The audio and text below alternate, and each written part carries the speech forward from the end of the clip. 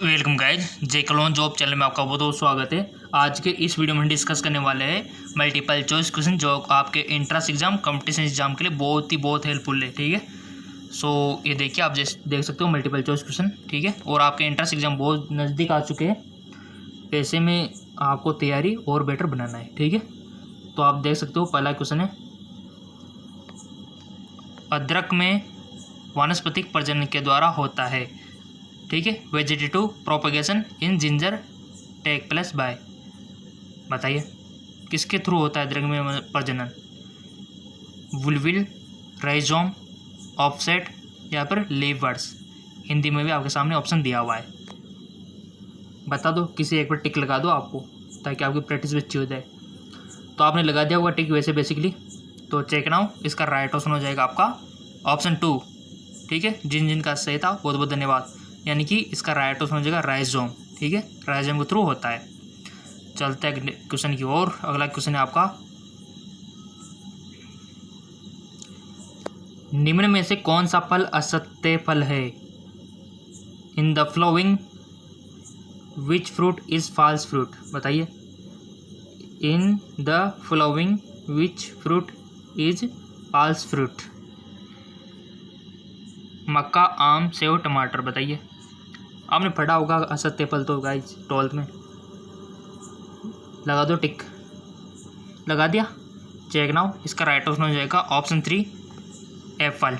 ठीक है, ये एक असत्य फल है, फॉल्स फ्रूट है। पता नहीं है तो पता कर लो गाइस, ये मैंने आपको बता दिया है। एंट्रेंस एग्जाम में, कंपटीशन एग्जाम में ऐसे क्वेश्चन बनते हैं। ठीक है ना, और जिन का सही था बहुत बहुत धन्यवाद। नेक्स्ट है,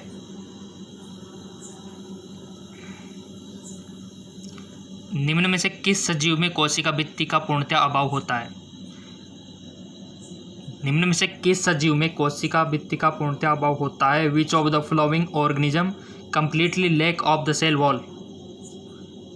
Nitrobacter, nitrosomonas, nostoc, mycoplasma. Most important question, repeat हो सकता है, चांसेस है।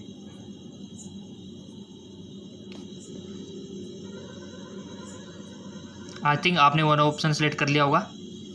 इसका जो राइट ऑप्शन हो जाएगा ऑप्शन 4 माइकोप्लाज्मा। ठीक है, और माइकोप्लाज्मा सबसे छोटी कोशिका भी है। याद नहीं है तो लिख सकते हो, सबसे छोटी कोशिका भी यही है। और ये माइकोप्लाज्मा ऑक्सीजन के बिना भी रह सकता है। ठीक है ना, और इसमें पूर्णतः कोशिका भित्ति का अभाव भी होता है। ये छोटा मोटा नहीं है माइकोप्लाज्मा, बहुत सारे कैरेक्टरिस्टिक आपको याद रखना है। नेचर पहला है कि ये सबसे छोटी कोशिका है, अगला है कि ये इसमें कोशिका भित्ति का अभाव होता है, अगला है कि ये ऑक्सीजन के बिना भी रह सकता है। ठीक है ना, माइकोप्लाज्मा। और ऐसे क्वेश्चन बनते हैं गाइज। नेक्स्ट है आपका, कोई भी इंट्रेंस एग्जाम हो गया आपका, नर्सिंग, पैरामेडिकल, फार्मेसी, और इंट्रेंस एग्जाम जैसे कि DLT का होता है ना, वेटरनरी का होता है, नीट का होता है। ऐसे क्वेश्चन बनते हैं आपके, सभी देख लिया होगा आपने। पैटर्न तो सेम रहता है। हाँ, अगला क्वेश्चन है आपके सामने, कौन बनेगा करोड़पति वाला? ठीक है, निम्न में से कौन सा कवक सरसों पर परोपजीवी है? निम्न में से कौन सा कवक यानी कि फंजाई सरसों पर परोपजीवी है? Which is the parasitic fungi of mustard? Yeast, penicillin, rhizopus, albugo. बता दो गाइज, इसका राइट ऑप्शन टिक लगा दो। गलती सही बट टिक लगाओ, टिक लगाना सीखो, तुक्का मारना सीखो, क्या पता सही हो। लगा दिया, तो इसका राइट ऑप्शन हो जाएगा 4 एल्बुगो। गलत है तो वीडियो को 2 से 3 बार देख लेना, सिंपल सी बात है। ये पनिशमेंट है आपकी। और इंट्रेंस एग्जाम देखो, फ़ायदा भी आपका होगा। 2 बार देखो, 10 बार देखो, वीडियो का आपका फ़ायदा होगा। इंट्रेंस आपका क्लियर होगा, कंपटीशन फाइट आपका होगा, सिलेक्शन आपका होगा, अच्छी जॉब आपको मिलेगी, अच्छी लाइफ आपको मिलेगी, अच्छा फ्लैट आपको मिलेगा, अच्छी गाड़ी आपको मिलेगी। ठीक है ना, तो आपका फ़ायदा, वीडियो अच्छे देखोगे, अच्छी जॉब मिलेगी। ठीक है ना, और साथ में इज्जत यानी कि रेपुटेशन भी आपको मिलेगा। ठीक है ना, आपको पता है कि विलेज लाइफ यानी कि गाँव में तो आपको पता है कोई भी जॉब लग जाए तो उसकी रेस्पेक्ट इतनी होती है, पूछो मत हो। ठीक है, हर जगह देख लो, सिटीज़ में, गांव में, हर जगह वैल्यू होती है। ठीक है, पढ़ने वालों की। अच्छे से पढ़ो, रटना नहीं है, समझना है। अगला क्वेश्चन है आपका,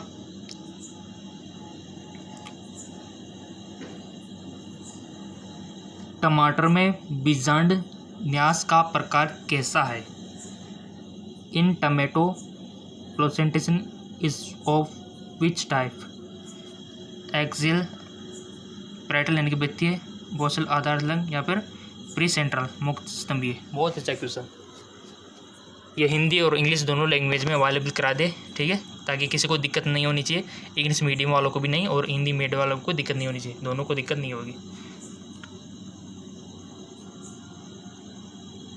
आई थिंक आपने टिक लगा दिया होगा। इसका right option check now 1 axis axial, यानी कि टमाटर में किस प्रकार का पाया जाता है? अक्षीय बीजाणु विन्यास।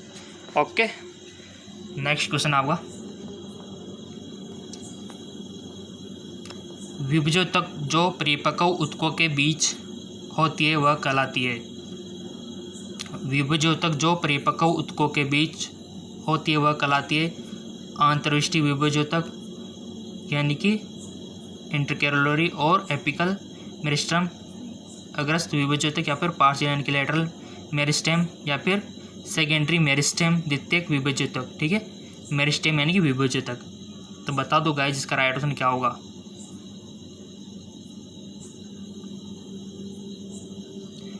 परिपक्व ऊतकों के बीच होती है, बिटवीन मैच्योर टिश्यू, इस कॉल्ड इज, क्या बोलते हैं उसको? टिक लगा दिया आपने किसी एक पर? ये 4 ऑप्शन आपके सामने ये वाले लगा दो, किसी एक पर लगा दिया। चेक नाउ, इसका राइट ऑप्शन हो जाएगा फर्स्ट। जिन्होंने फर्स्ट पे लगाया उनका बहुत बहुत धन्यवाद। इसका राइट ऑप्शन हो जाएगा एपिकल इंट्रा कैपिलरी, ठीक है, अंतर्विष्ट विभजोतक।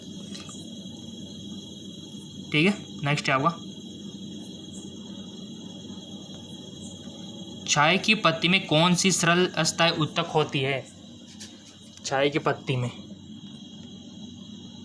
प्रेनिकाइमा यानी कि मृदुतक, कोलेनिकाइमा यानी कि स्थूलकोणातक, और स्क्लेरॉइड यानी कि कड़क, और याद लास्ट है हमारा स्क्लेरेंकाइमा फाइबर। हिंदी में समझ में नहीं आता है, ऊटपटांग से नाम यहाँ पर दिए हुए हैं, तो आप इंग्लिश का सहारा ले सकते हो। पेरेनिकाइमा, कोलेनिकाइमा, स्क्लेरोइड, स्क्लेरेन फाइबर, सब कुछ इंग्लिश में अच्छा खासा दिया हुआ है। तो आपके एग्जाम में भी इंग्लिश लैंग्वेज दी होती है, आपको बिल्कुल भी घबराना नहीं है। हिंदी में देखो कुछ समझ में नहीं आता तो आप इंग्लिश का सहारा ले सकते हो, ठीक है। तो बता दो चाय की पत्ती में कौन सा सरल अस्थायी ऊतक होते हैं? In the leave of tea which simple permanent tissue in present. सरल अस्थायी ऊतक, आई होप आपने चूज कर लिया होगा 1 ऑप्शन। इसका राइट ऑप्शन हो जाएगा 3rd, यानी कि स्क्लेरॉइड क्लक, ठीक है, ये वाला होता है, ये वाला, ठीक है। नेक्स्ट,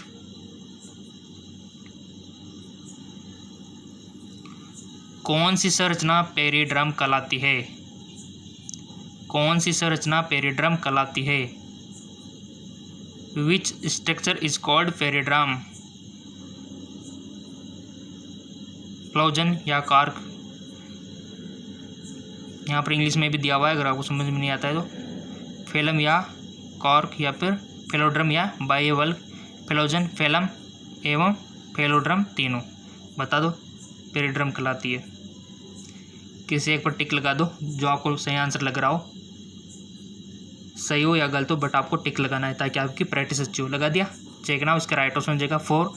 जिन्होंने सही पर टिक लगाया बहुत बहुत धन्यवाद, और जिनका गलत था तो आप खुद अंदाजा लगा सकते हो कि आप कितनी गहराई में हो। फेलोजन, फेलम और फेलोड्रम, ठीक है, ये तीनों, इसका राइट ऑप्शन 4 हो जाएगा, ठीक है। चलते हैं अगले क्वेश्चन की ओर। अगला क्वेश्चन है आपके सामने,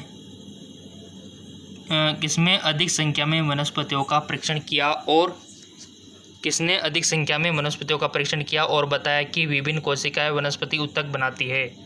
एंटोन वॉक, Leeuwenhoek, Matthias Schleiden, Robert Brown, Theodor Schwann. Right option 2 हो जाएगा मिथ्याज, हमारा जो स्लाइडेन है उन्होंने, ठीक है। नेक्स्ट क्वेश्चन है आपका, निम्न में से कौन सा प्रोटीन संपूर्ण जैव आवरण में सबसे अधिक है? निम्न में से कौन सा प्रोटीन संपूर्ण जीवावरण में सबसे अधिक है? Which is the most abundant protein in the wall of the biosphere? बता दिए। संपूर्ण जीवाणु में सबसे अधिक के एक्टिन, मायोसिन, रूबिस्को, ट्रोपोमायोसिन। तो इसका राइट ऑप्शन हो जाएगा रूबिस्को। ठीक है, ऑप्शन थर्ड इसका राइट ऑप्शन हो जाएगा। ये वाला सबसे ज़्यादा है गाइज जीवावरण में, रूबिस्को। नेक्स्ट है आपका, नेक्स्ट क्वेश्चन है आपका, बहुत अच्छे क्वेश्चन है गाइज, ऐसे क्वेश्चन बनेंगे आपके। समसूत्री विभाजन की साइटोकाइनेसिस में कौन सी अंगिका 2 कोशिका में बढ़ती है? During the cytokinesis of the mitosis which organelle is divided into 2 cells? Mitochondria, nucleus, Golgi body, endoplasmic reticulum. I hope आपने वन ऑप्शन सेलेक्ट कर लिया होगा। इसका राइट ऑप्शन हो जाएगा फर्स्ट, माइटोकॉन्ड्रिया। अगला क्वेश्चन है,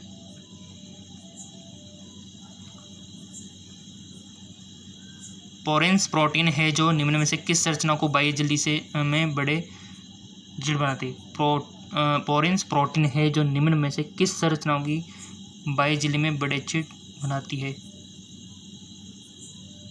endoplasmic reticulum, nuclear membrane, mitochondria, Golgi body.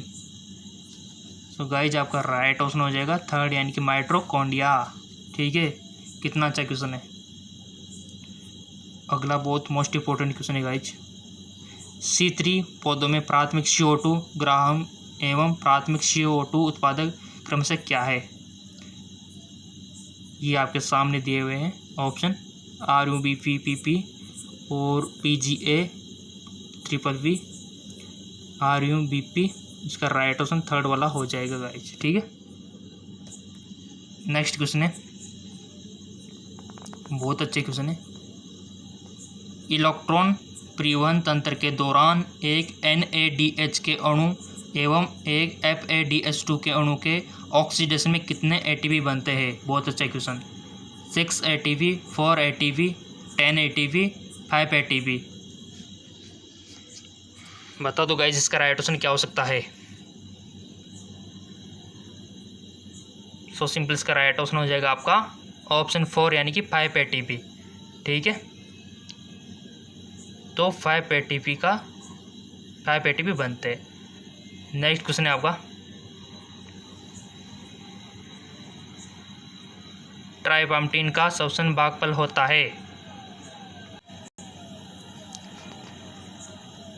RQ of ट्राइपेटिन, ट्राइपेटिन का श्वसन भागफल होता है 0.9, 0.7, 1, 1.02।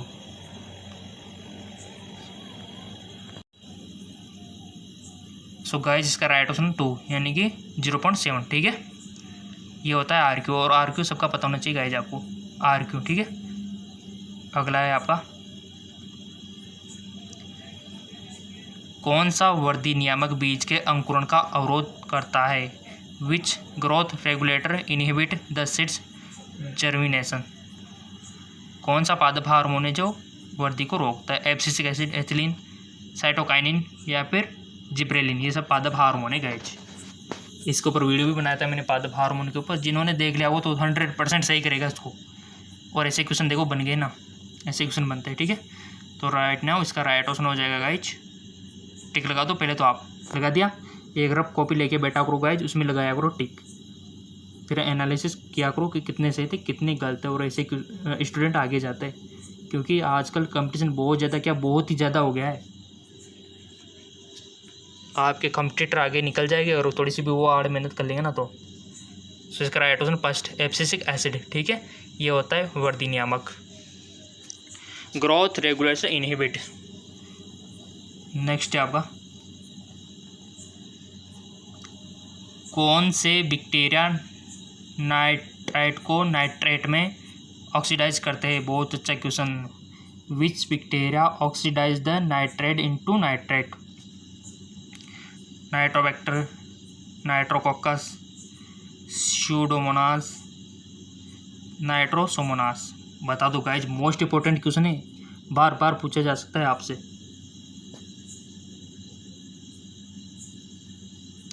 टिक लगा दिया।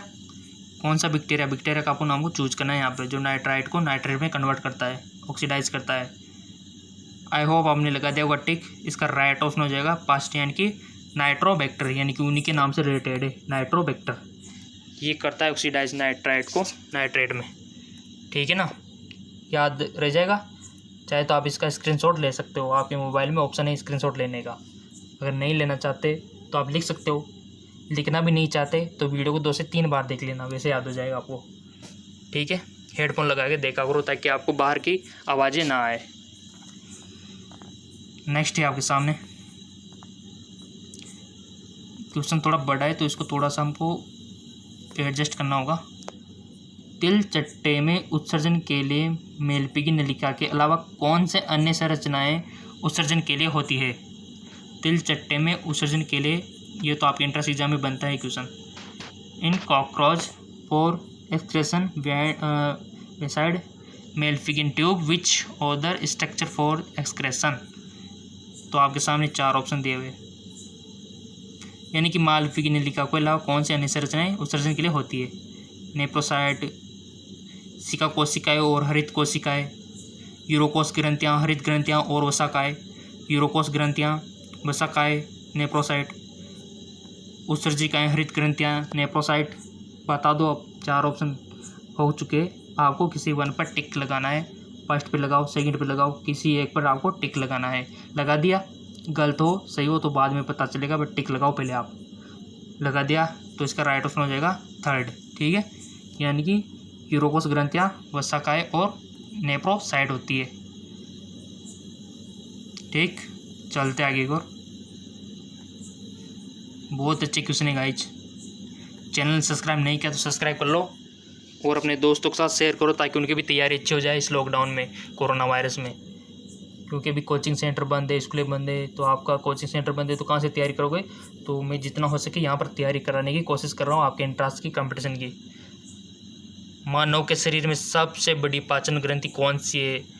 विच is the largest digestive gland of the body in human? Liver, pancreas, sublingual gland या फिर गैस्ट्रिक ग्लैंड? सबसे बड़ी पाचन ग्रंथि, टिक लगा दिया। चेक ना, इसका राइट ऑप्शन हो जाएगा फर्स्ट यानी कि लीवर, ठीक है। और गाइज आपसे इसी प्रकार से दूसरा क्वेश्चन पूछा जाए कि मानव शरीर में सबसे बड़ी बहिस्रावी ग्रंथि कौन सी, यानी कि एंडोक्राइन एक्सोक्राइन ग्रंथि कौन सी है? एक्सोक्राइन। तो आपको क्या बताना है? Simple, thyroid. थायराइड हमारी एक्सोक्राइन है क्या? नहीं, एंडोक्राइन है, ठीक है। कंफ्यूज, देखो कंफ्यूज जानबूझ के मैंने आपको कंफ्यूज किया है। एंडोक्राइन की बात कहे तो आपको थायराइड बताना है, और एक्सोक्राइन यानी कि बहिस्रावी तो लीवर पे टिक करना है, क्योंकि ये बहिस्रावी है, ये हमारी एक्सोक्राइन है। एंडोक्राइन की पूछे तो आपको थायराइड बताना है, ठीक है। कंफ्यूज नहीं होना है, अभी मैंने आपको कंफ्यूज कर दिया था। जो हो गए होंगे तो आप लगा सकते हो, और जो कंफ्यूज नहीं हो समझो वो इंटेलिजेंट है। नेक्स्ट है आपका क्वेश्चन है, flowing not present in the saliva, amylase,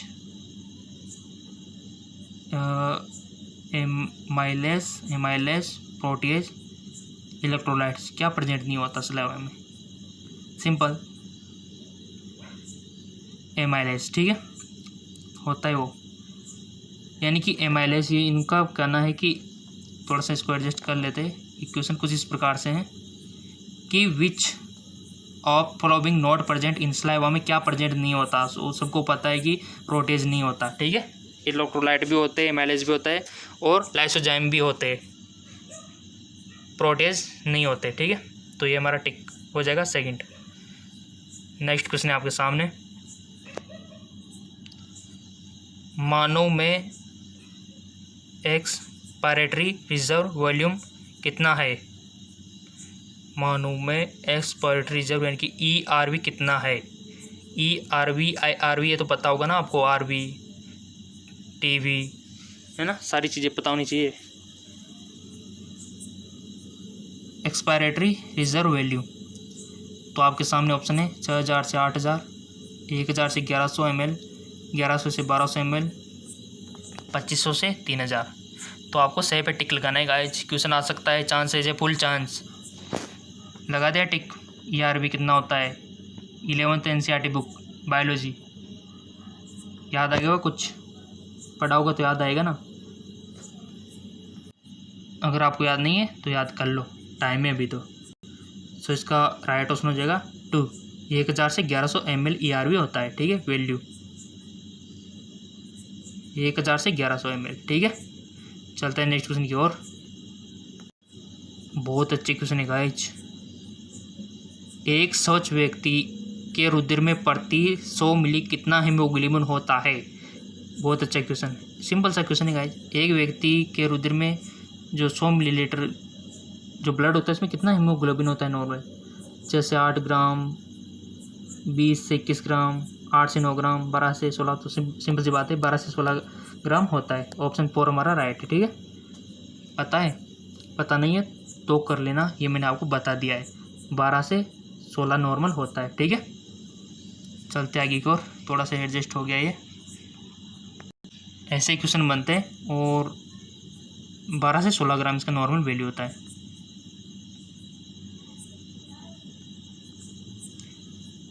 रुधिर थक्का जमने के दौरान निष्क्रिय फाइब्रिनोजन किस एंजाइम की उपस्थिति में फाइब्रिन में बदलता है? रुधिर थक्का जमने के दौरान निष्क्रिय फाइब्रिनोजन किस एंजाइम की उपस्थिति में फाइब्रिन में बदलता है? यानी कि ब्लड क्लोटिंग की सारी प्रोसेस आपको पता होनी चाहिए। क्वेश्चन कैसे भी बन सकता है, कौन सा तत्व इसमें हेल्प होता है, कौन सा एंजाइम इसमें हेल्प करता है। रुधिर थक्का जमने के दौरान निष्क्रिय फाइब्रिनोजन किस एंजाइम की उपस्थिति में फाइब्रिन में बदलता है? तो थ्रोम्बोकाइनेज, थ्रोम्बिन, एमाइलेज, आइसोमरेज। इसका राइट ऑप्शन हो जाएगा, टिक लगाओ तो पहले तो आप लगा दिया, इसका राइट ऑप्शन हो जाएगा 2 थ्रोम्बिन, ठीक है। टिक नहीं लगाते हो तो अपने आप के साथ धोखा कर रहे हो आप। अगला क्वेश्चन है, एक ही ओर के आलिंद और नीले मोटी पेशी उत्तक से अलग होते हैं उसे क्या बोलते हैं? आपको तो पता है कि आपके हृदय में 4 चैम्बर होते हैं। कितने चैम्बर होते हैं? 4। तो ये बोल रहा है कि एक ही ओर के आलिंद और नीले, ये आलिंद मान सकते हो, ये नीले, ठीक है। एक ही ओर के आलिंद और नीले एक मोटी पेशी से अलग होते हैं, यानी कि इसकी बात कर रहा है, तो उसको क्या बोलेंगे बता दो। आंतर आलिंद पट्ट, इंटर आर्टिकुलर सेप्टम, एंट्रोवेंट्रिकुलर सेप्टम या फिर वेंट्रो एंट्रिकुलर सेप्टम। टिक सही लगाना है गाइज, क्योंकि ये तो आपके 12th का 11th में पढ़ चुके हो, गलत नहीं होनी चाहिए। सो गाइज इसका करेक्ट ऑप्शन हो जाएगा ऑप्शन 3, यानी कि हमारा आलिंद नीलीय पटल, ठीक है, यानी कि एंट्रो वेंट्रिकुलर सेप्टम। क्योंकि एक और तो आपको पता है कि हमारे सामने क्या था, आलिंद था, तो इसका तो एंट्री हो गया, और एक तरफ नीले था तो इसका वेंट्रिकल हो गया, और सेप्टम ये सेप्टम, तो एंट्रो वेंट्रिकुलर सेप्टम। शब्द में छिपा हुआ सारा ज्ञान। चलते आगे की ओर। रटने का तो काम ही नहीं है आपके बायो में।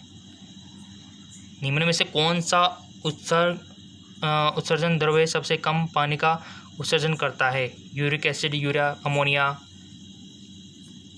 क्रिएटिनिन, बताइए। Which of the following excretory substance experience minimum loss of water? टिक लगा दिया, चेक ना, उसका राइट ऑप्शन हो जाएगा यूरिक एसिड, ठीक है। यूरिक एसिड सबसे कम पानी का उत्सर्जन करता है। चलते आगे की ओर। अगला क्वेश्चन है, औसतन वक्र द्वारा प्रति मिनट कितना रुधिर बनता है? औसतन वक्र द्वारा प्रति मिनट कितना रुधिर बनता है guys? On an average, how much blood in filter by the kidney per minute? 110 से 120, 11,000 से 12,000 ml या फिर 1100 से 1200 ml। ये तो आपको बहुत अच्छा क्वेश्चन है गाइस। 800 से 900, यानी कि किडनी द्वारा प्रति मिनट में कितना रुधिर बनता है, फिल्टर होता है, क्षमता है, ठीक है। सो सिंपल इसका राइट ऑप्शन हो जाएगा 3, 1100 से 1200 ml, ठीक है, इतना। नेक्स्ट क्वेश्चन है आपका, बहुत अच्छा क्वेश्चन था और आज के तो बहुत ही अच्छे क्वेश्चन है। चैनल को सब्सक्राइब नहीं किया तो सब्सक्राइब कर लो, बेल आइकन पर प्रेस कर लो इसी प्रकार के वीडियो पाने के लिए, ताकि आपकी तैयारी बहुत अच्छी हो जाए गाइस इस लॉकडाउन में।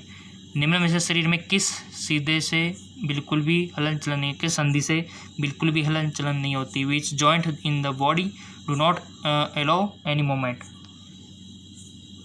गेयर एवं व्याल संधि, cartilage joint, hinge joint, fibrous joint, बताइए निम्न में से शरीर में किस जॉइंट में बिल्कुल भी हलचल नहीं होती, बताइए। ये सब जॉइंट के टाइप दे दे, किस में हलचल नहीं होती है। नॉट एलो एनी मोमेंट, टिक लगा दिया। इसका राइट ऑप्शन हो जाएगा 4, यानी कि फाइब्रस जॉइंट में, ठीक है। चलते आगे को।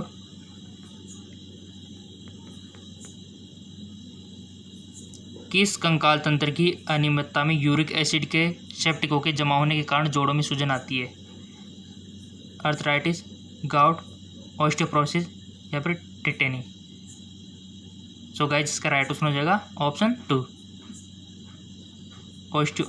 गाउट, ठीक है। गाउट डिजीज 11th में आपने पढ़ा होगा बायोलॉजी में, तो वहाँ से लिया गया क्वेश्चन है। नेक्स्ट है, तंत्रिका तंतु में विश्रामी अवस्था की पटल के आर पार आयनों की सांद्रता को सोडियम पोटेशियम पंप के द्वारा आयनों के सक्रिय बंध का संतुलन रखा जाता है, जिसमें 1 होता है। तो इस आपके सामने ऑप्शन है 3 सोडियम आयन बाहर की ओर जाने पर 2 पोटेशियम आयन कोशिका के अंदर आते हैं, 2 सोडियम आयन बाहर की ओर जाने पर 3 पोटेशियम आयन कोशिका के अंदर आते हैं, 3 पोटेशियम आयन बाहर की ओर जाने पर 2 सोडियम आयन अंदर की ओर आते हैं। थोड़ा सा दिमाग लगाना पड़ेगा यहाँ पे।